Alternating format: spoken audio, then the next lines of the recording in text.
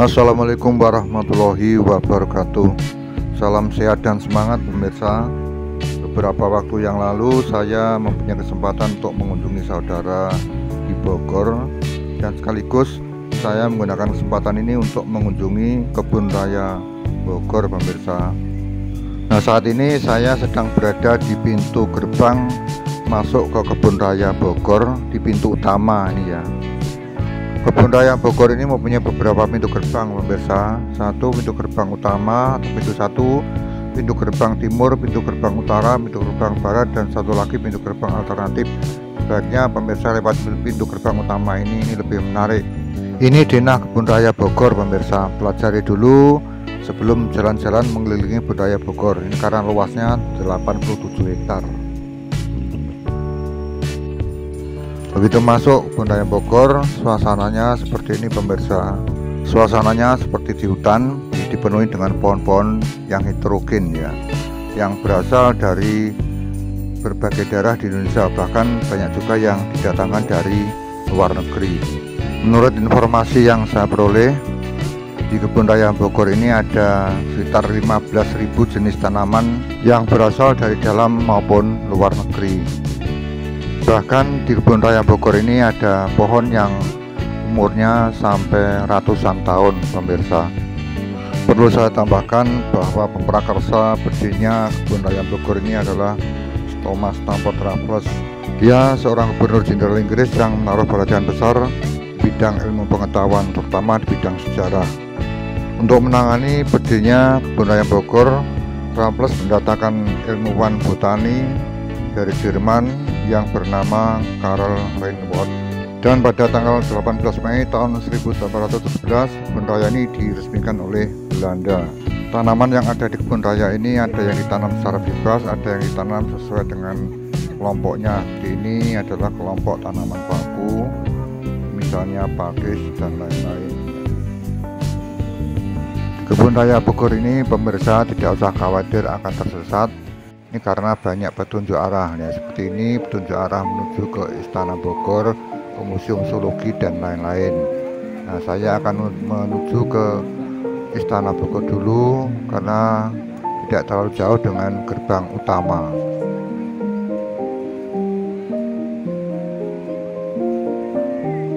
Hari ini pengunjung di kebun raya Bogor agak ramai pemirsa. Ini mungkin karena hari Minggu, banyak yang datang ke kebun raya ini untuk refreshing. Ada juga yang refreshing sambil belajar. Kebun raya ini luas sekali loh ya. Jadi kalau ingin menjelajah seluruh area kebun raya ini, pemirsa sebaiknya menyewa sepeda listrik atau motor listrik. Jadi kalau jalan kaki ini kelihatannya tidak tuntas dalam sehari ini ya.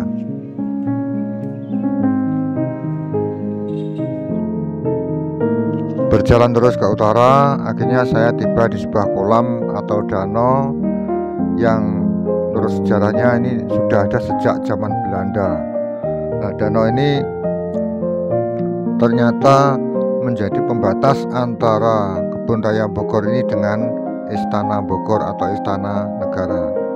Danau ini dibuat mengelilingi Istana Bogor dan bentuknya mirip gunting, sehingga ada yang menyebut Danau Gunting ya.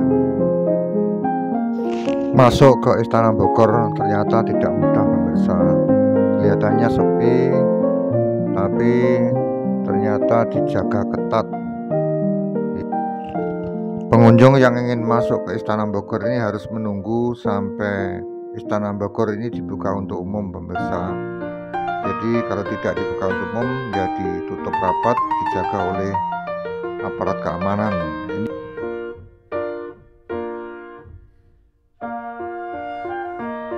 Kemudian di tempat lain yang masih berdekatan dengan Istana Bogor, ini ada satu monumen yang disebut dengan Lady Raffles ya. Monumen ini dibangun oleh Raffles untuk mengenang istrinya yang meninggal dunia karena sakit malaria. Istrinya bernama Olivia Merriam yang meninggal dalam usia muda pemirsa.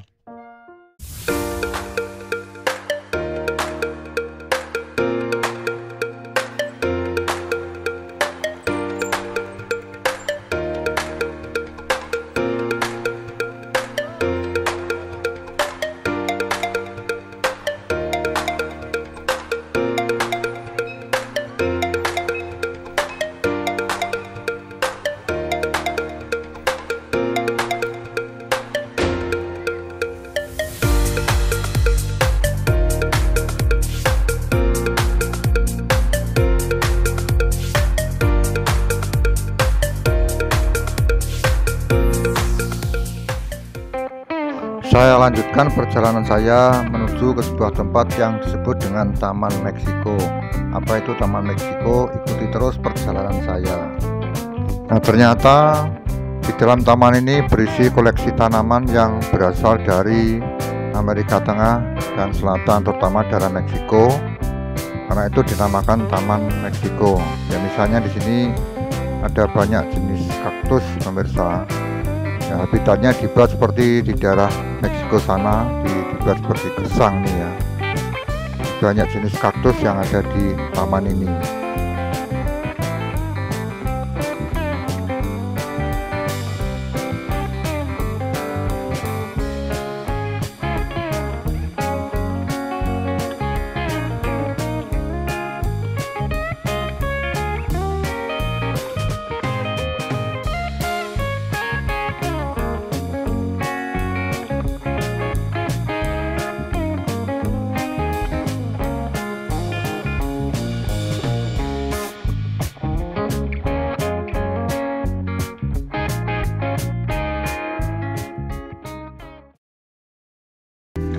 Kemudian saya beralih ke sebuah taman yang disebut dengan taman akuatik. Ya, apa yang ada di dalam taman ini saya masih belum tahu, karena itu saya penasaran sekali untuk melihatnya, pemirsa. Kalau aqua itu jelas air, tapi yang di sini mungkin lain ya. Ini jalan menuju ke taman akuatik nih ya. Ini kalau untuk foto ini sangat bagus.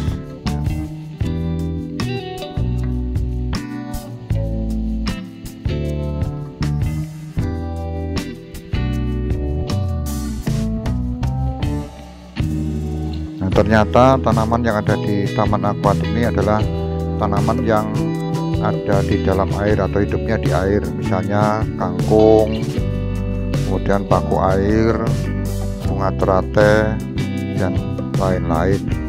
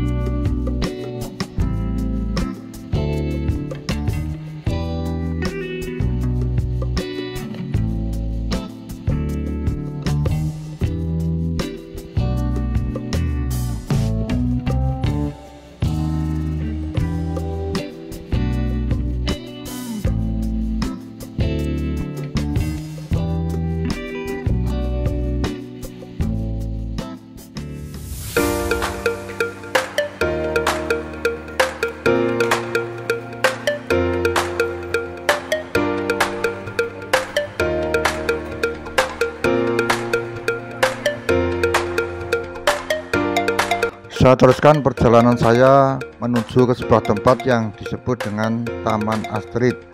Jadi kalau pemirsa masuk dari pintu gerbang utama, ini harus melewati jembatan ini dulu, baru bisa sampai ke Taman Astrid. Ini adalah jembatan Sungai Ciliwung, pemirsa, sungai yang sering membanjiri kota Jakarta. Inilah yang disebut dengan Taman Astrid, yang dibangun oleh Belanda pada tahun 1929. Belanda membangun taman ini untuk menyambut kedatangan Raja dan Ratu Belgia yang bernama Raja Leopold III dan Ratu Astrid, pemirsa. Nah, untuk mengenang kedatangan Ratu Astrid di Kota Bogor, ini Belanda memberi nama taman ini Taman Astrid sampai sekarang.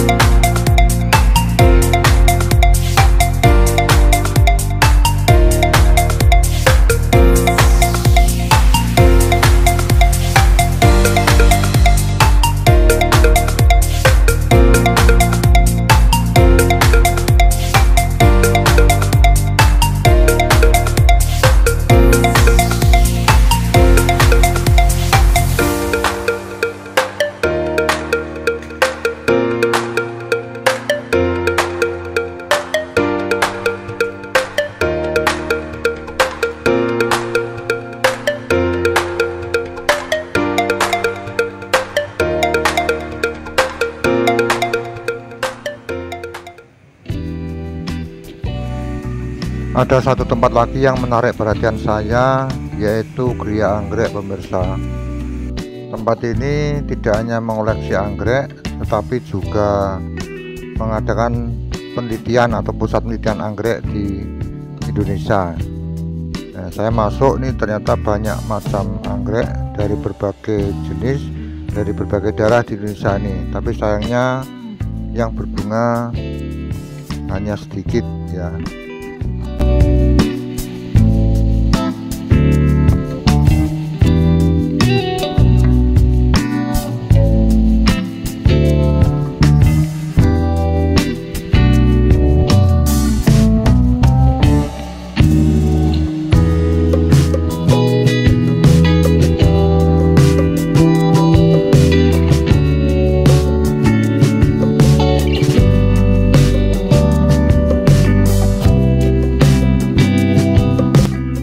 Satu lagi yang menarik perhatian saya yaitu Taman Nepenthes atau tumbuhan kantong semar.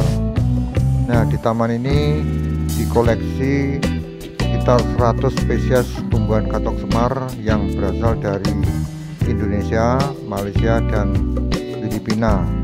Nah, tumbuhan kantong semar itu seperti ini pemirsa. Jadi mempunyai kantong untuk menangkap serangga. Nah, uniknya tumbuhan ini makanannya itu serangga, itu bukan dari tanah tapi serangga yang ditangkap lewat kantongnya ini.